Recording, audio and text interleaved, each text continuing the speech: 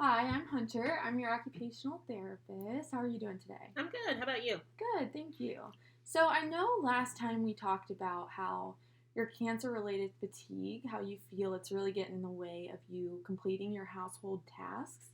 You just feel like you just don't have the energy to do them. Yes. Yeah. And so, you said it's a really high priority for you to be doing household management, weekly chores. You really want to work on this. Right. So this is something I want to focus on in this session today. Does that sound good? Sure. Okay. So before we get started, I really want to make you aware that cancer-related fatigue is not something that improves with rest. It actually could get worse. So this is why it's really important we find ways for you, maybe through energy conservation, to participate in these tasks. So first, I want to go over this handout I have for you on saving energy. Okay.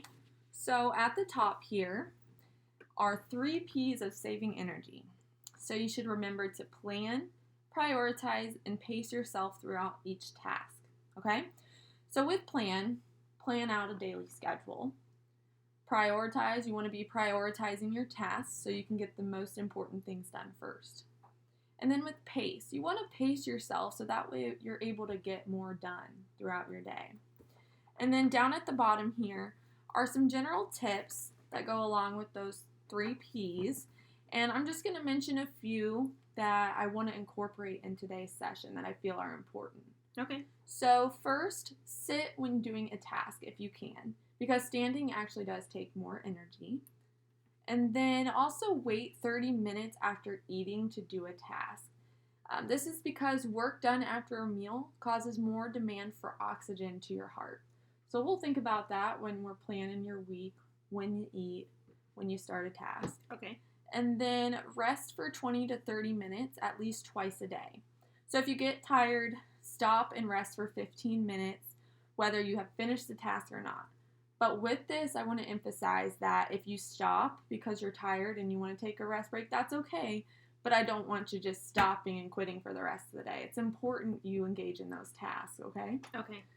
And then also alternate easy tasks with hard tasks or spread a task out over the day. We'll really emphasize that today in our session.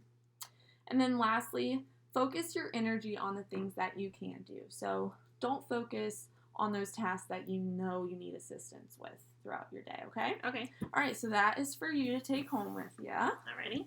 For you to have. Okay, so the plan for the rest of this session is to make a list of those household tasks that you feel are a weekly priority.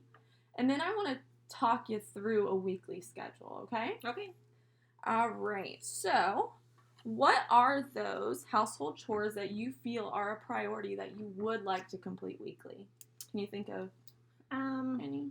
Mopping, Okay. dusting, Okay. the dishes, and vacuuming. Yeah.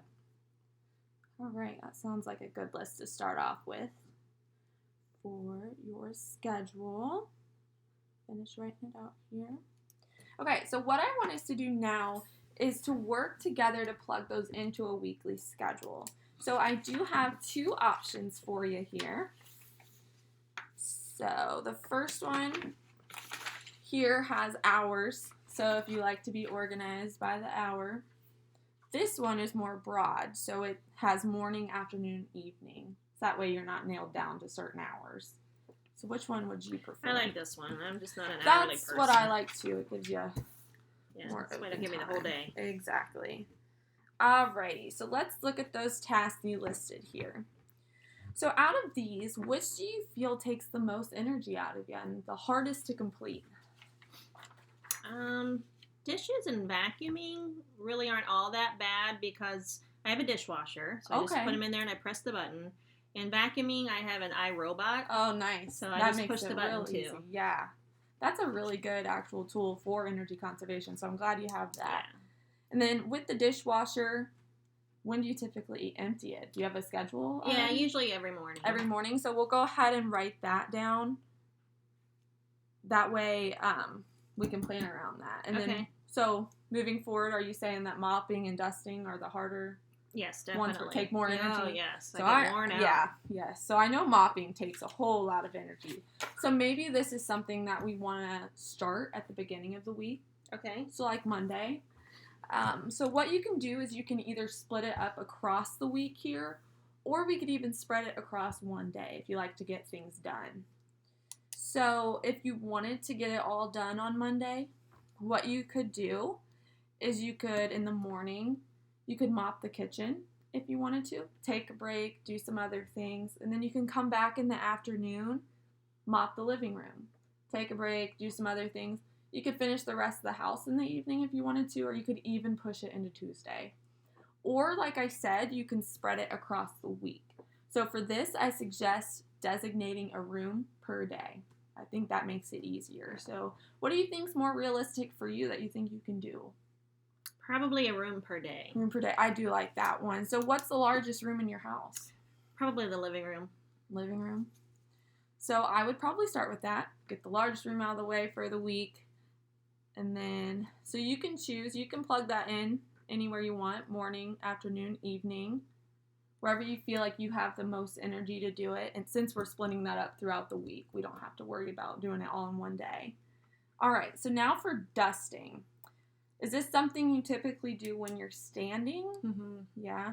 So what I suggest is if you can, sit as much as possible while dusting, especially like those lower surfaces where you could put a chair there and just dust. This way it'll help you conserve that energy so you can actually get more done at a time. Okay. Yeah. And then also with dusting, you can spread it across the week like we did with mopping here, or it's something you can do in one day. Which do you think would work best for you? I like the idea of doing each room every day. You do? So mop, dust, get it all over with per room. See, what you can do is you can actually match it up with what you're mopping that day. Yeah. Do the mopping in the morning, take that break in the afternoon, later afternoon, come back and then dust that room. Yeah, that's a good idea. Yeah, so then I would be able to sit down more. Yeah, exactly. So I like that idea. That's a good idea. I think that's a good plan. So what I really wanted to do here is talk through a weekly schedule with you. I think it's a great idea for you to be writing this out because it can help you plan out those tasks to conserve your energy so you can actually get those tasks done each week. And then I also think this is a good idea for your memory because I know you said this is an issue for you ever since you've had that chemotherapy. Yes, definitely. Yes, so writing it out will help you remember what tasks you need to get done for the week. And then I do have more copies for you I will send home with you. Okay. So do you think this sounds like a plan? You think this is something you can start doing? Oh, yeah, I think so. Yeah? I like this idea. All right. Do you have any questions for me? I don't think so.